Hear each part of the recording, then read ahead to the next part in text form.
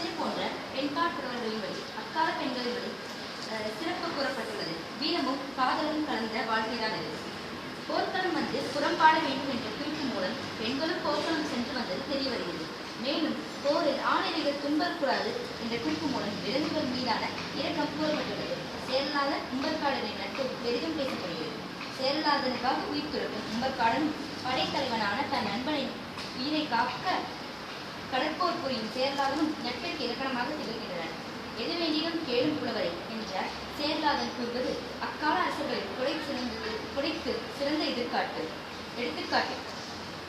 போர்க்களம் வந்து புறம்பாட வேண்டும் என்று நச்சலை வரமாக கேட்பது அக்கால பெண்களின் வீரத்தையும் தமிழுணர்வையும் குறிக்கிறது.